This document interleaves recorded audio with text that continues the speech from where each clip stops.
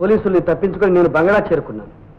రాణిని రక్షించిన సత్యం నన్ను కూడా కాపాడడానికి సిద్ధమయ్యాడు. నేను చేసిన హత్యా నేరాన్ని తన మీద వేసుకుని నాకు బదులు తను శిక్ష అనుభవిస్తానన్నాడు. సత్యం, చెయ్యని నేరానికి నిన్ను జైలుకు పంపడం కంటే ఘోరమైన అన్యాయం ఉండదు.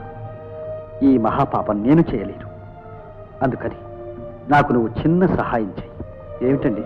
నువ్వే నా పేరుతో వ్యవహరించి రత్నమహల్ పరువు ప్రతిష్టల్ని, నా భార్య బిడ్డల్ని కాపాడు. సార్, ఇది నా వల్ల కాదు సార్. ఇంత సాహసానికి నా అంతరాత్మ ఒప్పుకోవడం లేదు. ఇందులో సాహసమే ఉంది సార్. పాపనైతే బిడ్డలాగా చూసుకుంటాను కానీ ఆ తల్లిని అదే నీ మీద నాకున్న నమ్మకం. లలితను తల్లిలాగా, రాణిని బిడ్డలాగా చూసుకుంటావనే నమ్మకంతోనే ఈ బాధ్యతని అప్పచెప్తున్నాను. సార్, ఎంతకాలం నేను ఈ నాటకం ఆడగలను? ఎంతకాలం ఆ తల్లిని బిడ్డను మోసం చేస్తూ బ్రతకగలను?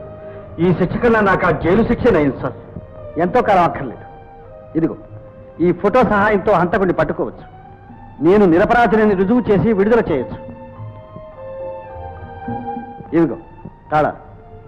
సత్యాన్ని అలా ఒప్పించి నా ఆస్తిని, సంసార బాధ్యతను అతనికి అప్పగించి సత్యం పేరుతో నేను పోలీసులకు లొంగిపోయాను.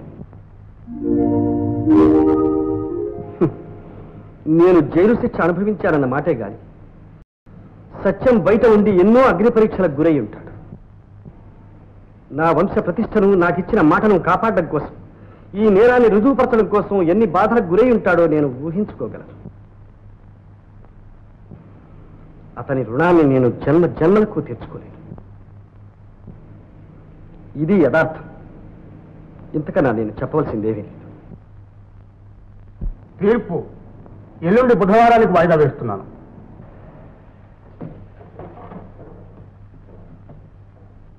ఇన్నాళ్ళు మిమ్మల్ని అపార్థం చేసుకున్నాను.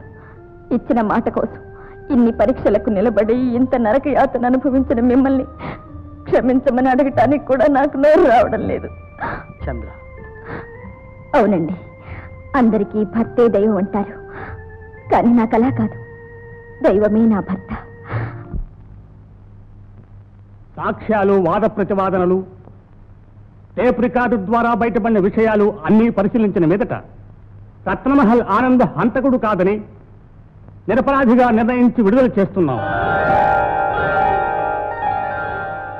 ముద్దాయి రాజు ఇంకా ఎన్నో హత్యలు, దోపిడీలు చేసినట్లు రుజువైనందువల్ల ఇండియన్ పీనల్ కోడ్ 302, 304 సెక్షన్ల ప్రకారం వారికి మరణశిక్ష విధించడమైనది.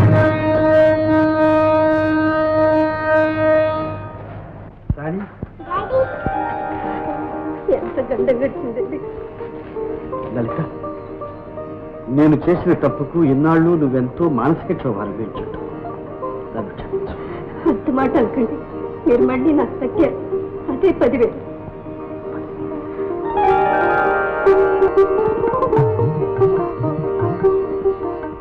సత్యం, నీ రుణం ఈ జన్మలో తీర్చుకోలేదు. నువ్వు నాకు పునర్జన్మ ప్రసాదించావు. అవునండి, సత్యం నిజంగా మన పాలిటి దేవుడు. అమ్మా, నన్ను అనవసరంగా దేవుని చేసి మీకు దూరం చేయకండి. మనిషిగా, అది మీ పని మనిషిగానే ఉండనివ్వండి. చంద్ర, ఇన్నాళ్ళు నీ దేవుడు మా ఇంట్లో ఉన్నాడు.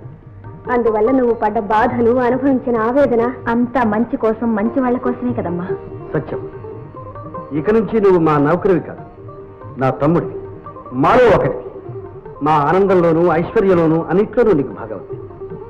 నీకేం కావాలో తీసుకో.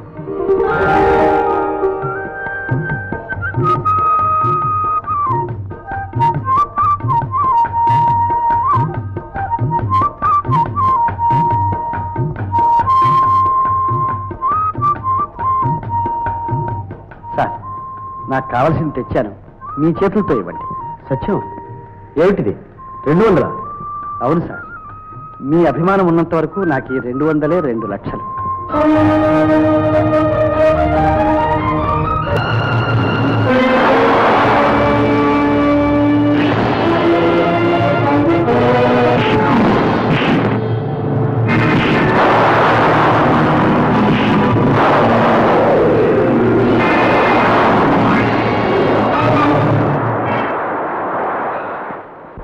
బుద్ధి వచ్చింది కదా.